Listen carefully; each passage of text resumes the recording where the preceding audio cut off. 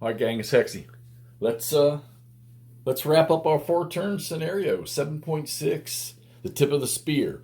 So, okay, you have to picture that the Germans were penetrating in the bulge towards the Meuse River in this direction here. And this would have been the northern wall of that penetration there, okay? And I'm assuming this scenario is probably the last ditch effort or chance for the Germans to break through and get to those crossings on the Meuse, which you can see the Meuse in the corner, and of course it runs up and around back over this way, okay? And we know from history that they never got there. So I think this is that last engagement. I didn't read too much of the details about it, but I understood that the victory objectives for this game for the Germans, all the little white crosses you see on the map are victory locations. The Germans started out with 2, and the rules threw me off a little bit that they needed 4, so it seemed to me like they only had to take 2, but we got it clarified. They needed to take 4 additional. So you don't include the 2 they already have. They needed to take 4 altogether. So, and I finished with them taking 2. They took the one over here, Monhay, I think it is. Yeah.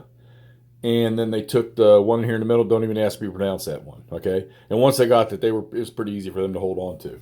But just could not, even with the Panzer forces they had, 2nd SS over here, 9th Panzer come in, 116th Panzer, which if you know much about 116th Panzer, they were one of the push units on December 16th, along with the 560th Volksgrenadier. They were also up there. And you'll notice I've only got on the map left is 2 units from the 505th, the 60th, because there are 2 other regiments got smoked in this one here.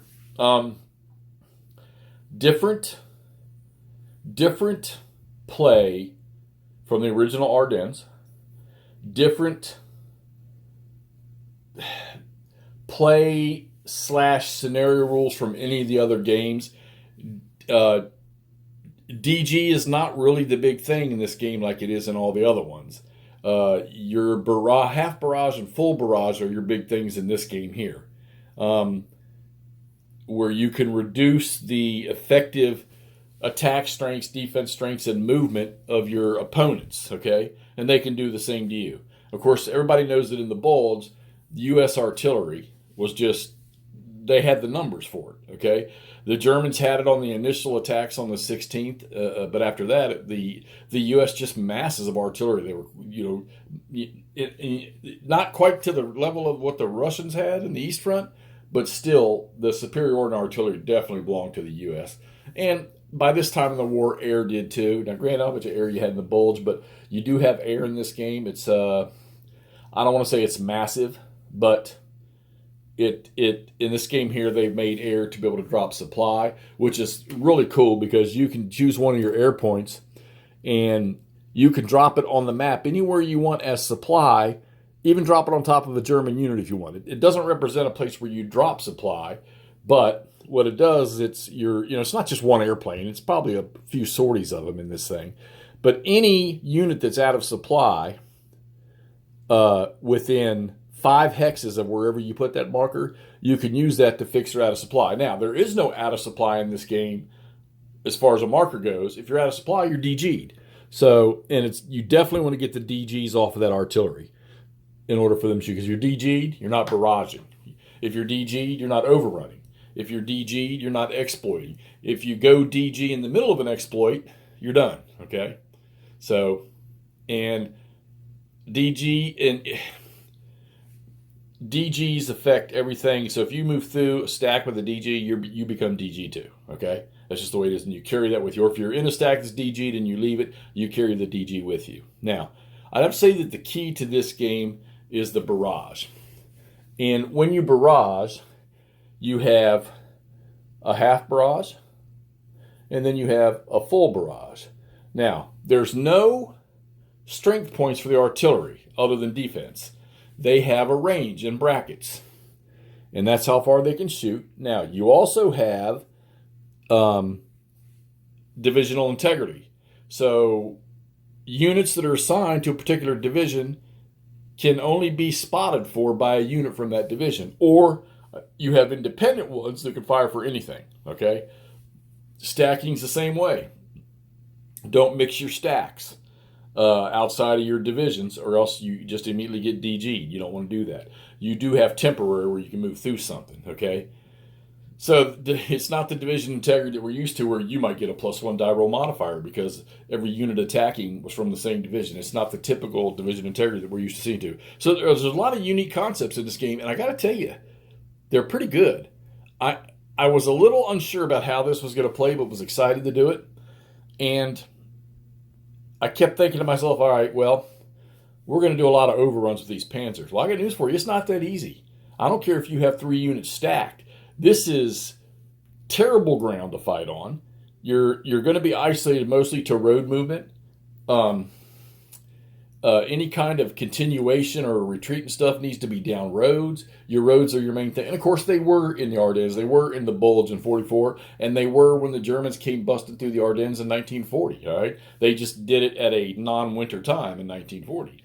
So everything focuses around moving down these roads. So my concept was for the U.S. and the Brits was to get into places where the Germans would have to you funnel their movements is what you wanted to do through the roads and stuff. And I'm going to tell you, if you look, the German starting line was generally, well, it's actually like this, okay? And as you can see, they've not made much progression.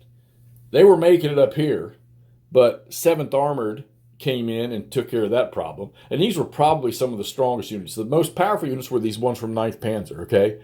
And they came on down here, came up the road. They met the Americans here in this area right here, and that they never got anywhere. Now, granted, this was only 4 turns, okay? In this game here, 1-to-1, 2-to-1, and 3-to-1, yeah, 3-to-1's tolerable. 2-to-1 odds aren't almost worth the risk of even rolling the dice for it, because you're almost going to split almost, and you're going to take a penalty as the attacker. I think it's like a 1 die roll difference, between balance for defender and balance for the attacker, like a 1-to-1 would be. And even a 1-to-1 even favors the attacker better, but it just seemed too risky. But if you're trying to gain victory locations, you got to do it. So the Germans did lose 2 infantry regiments and a bicycle unit. And the Americans lost a reconnaissance, an infantry, and an armor unit, okay? Not a whole lot. A couple of them have been flipped and everything. But like I say, the game it plays around, to me, is that barrage. So you have DG counters, but in this game here, the DG counters really, there's not as many as you would find in the other games. Here's the counter tray that I've got everything sorted in. All right? Yeah, it fills it up because when you play the entire Battle of the Bulge, you got a lot of stuff in here. But your informational counters are barrage, DG, blown bridges, and there's another thing, tested bridge, okay? And then your air supply and airstrike stuff. And there's only 5 of the air supply airstrike markers, and only for the U.S., all right? All right, so with the good use of artillery, which the United States, the Americans, they get to fire twice during the game turn, once during the German turn and once during their own turn. And if you start getting full barrages on units, that's trouble for those units that are underneath that barrage. And when you're barraging, you're actually not barraging units, you're barraging a hex. So in reality, this guy doesn't necessarily have to shoot at a unit that's being spotted or a hex where there are enemy units. He could shoot at an empty hex on a road intersection. And if he gets a successful barrage, because you're barraging against the terrain, if he gets a successful barrage, enemy units moving through there will get slowed up pretty good. If they get stuck in there, and it's a full barrage marker, they're gonna start taking movement hits and defense and attack strength hits. So I think the game, as opposed to previous ones revolving around getting DGs, like playing Day of Days, all right, you got to get them DGs in order to get some successful ground combat on these things. This one here revolves around barrages, and I like it.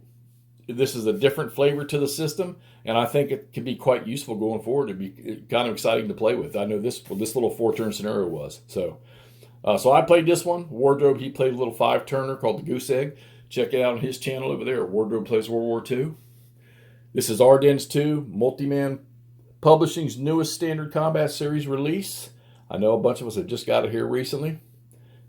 If you didn't get it, I think it's a mistake. You should get it, because this. It's kind of a refreshing to me of the system with some of the new rules they've added into this scenario. Now, granted, I don't know if you could take all these to other scenarios, but I think most of them you probably could.